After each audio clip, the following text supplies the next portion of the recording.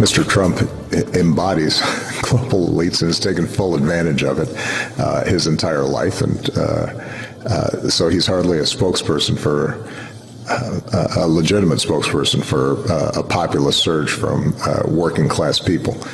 President Obama, speaking to NPR, belittling Donald Trump as a spokesperson for working class people. But Mr. Trump continues to appeal to those voters, something ironically Vice President Biden blames Democrats for. Here's what the vice president said earlier today. I think the Democratic Party overall hasn't spoken enough to those voters. They've done the right thing for the voter, haven't spoken to them. So I guess haven't bragged on their accomplishments, huh? Well, at any rate, let's welcome in J.D. Vance. J.D. has written a great new book entitled Hillbilly Elegy, a memoir of a family and culture in crisis. J.D. Vance, welcome to Newsmax Prime, and I got to tell you how much I enjoyed reading your book. And want to get to the personal stuff a bit later, but with the political season upon us and all this back and forth about who's part of the working class and who isn't. For example, Donald Trump Jr. last week at the Republican convention reiterated in his speech that his dad is in fact a blue-collar billionaire. Let's look and listen. He didn't hide out behind some desk in an executive suite. He spent his career with regular Americans.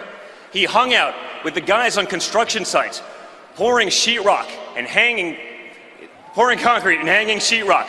He listened to them and he valued their opinions. And, you know, we take a look at the numbers, and some of the elite commentators say that, well, Mr. Trump does well with white folks who didn't go to college, and kind of an elitist thing. But what do you think is at work in this dynamic, and why do so many folks who are blue collar and in rural areas support Donald Trump?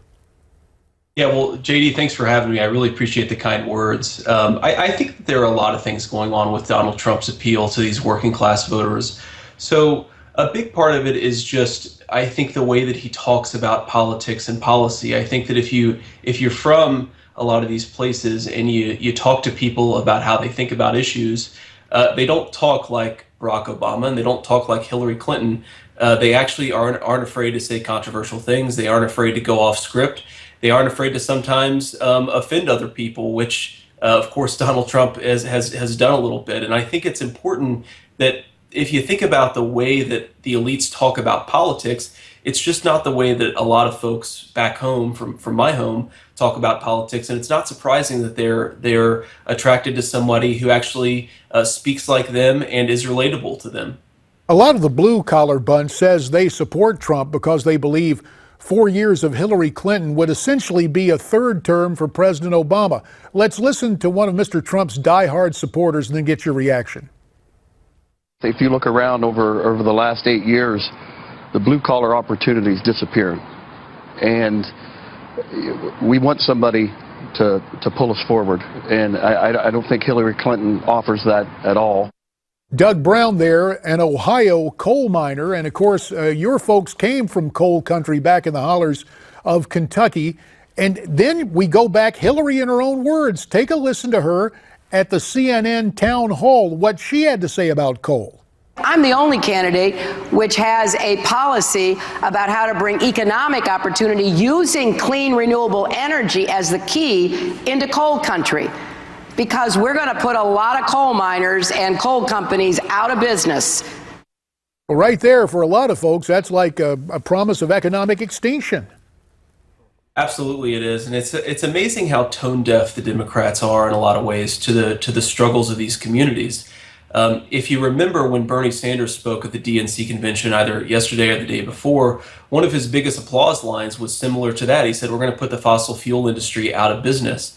The problem is that for a lot of these folks, the fossil fuel industry is one of the few things that can still give them good job and honest, proud work. And frankly, you know, one thing I think that Vice President Biden's comment that actually does make a little bit of sense is that when you talk to people like this, when you talk about putting them out of work and you sound proud about it, and then you get big applause lines from your core constituency, what are people supposed to think? Certainly they're not going to think that you have their best interest at heart. I think we shouldn't be surprised that the gentleman you quoted from Ohio coal country is not going to support Hillary Clinton, because frankly, why would he? What does she possibly offer somebody like that who's struggling and who wants to make a good living but can't?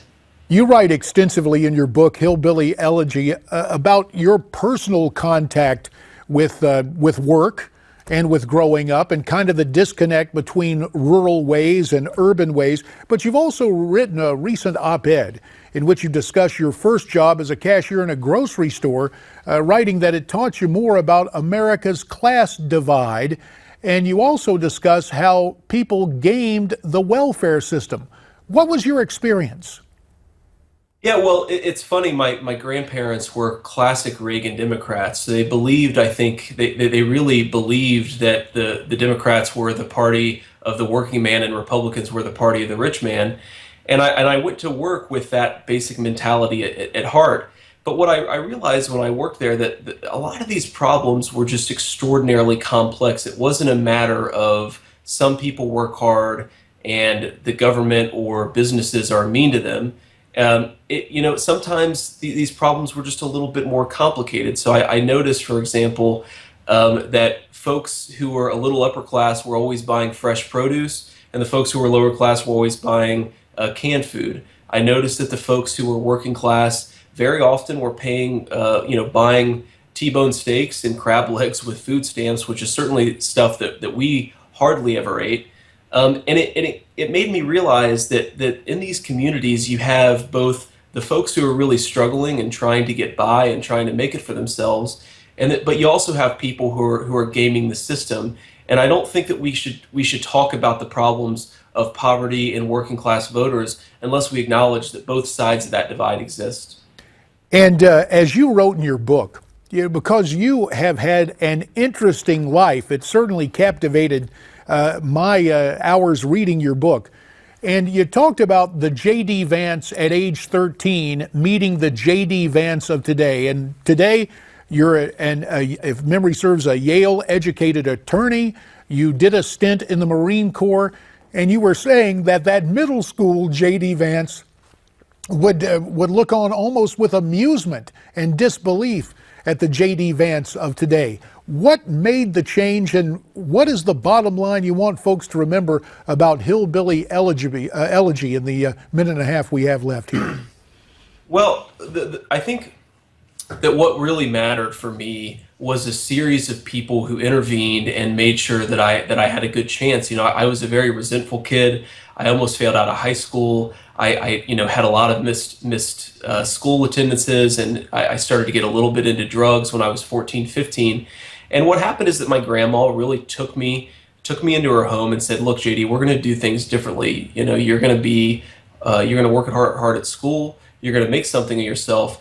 And that lesson really continued in the Marine Corps, which I enlisted when I was 18 years old. I went to the Marines and got very much the same lesson, that look, you do have a chance. Your decisions matter, and you need to make better decisions. You need to work harder. You need to train harder.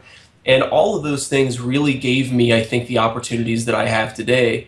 And you asked what the bottom line of the book is. I think the bottom line of the book, hopefully, is for people to appreciate, for kids who are disadvantaged in this country, how complex the challenges are that they face, how some of them stem from the culture and the environments where they grew up, some of them stem from their family and from their own choices, and then some do stem from problems that maybe policy could help a little bit. So I think that what I really want people to take away from the book and from my life's experiences is that these problems are complicated and that we should really try to understand them if we want to try to make them better. And I hope that the book gives people that understanding. Well, you certainly gave me an understanding and a very interesting read. The name of the book again, Hillbilly Elegy, a memoir of a family and culture in crisis. J.D. Vance, we thank you so much for your time. That'll do it for tonight. Stay brave, stay free, stay tuned, and thanks for watching.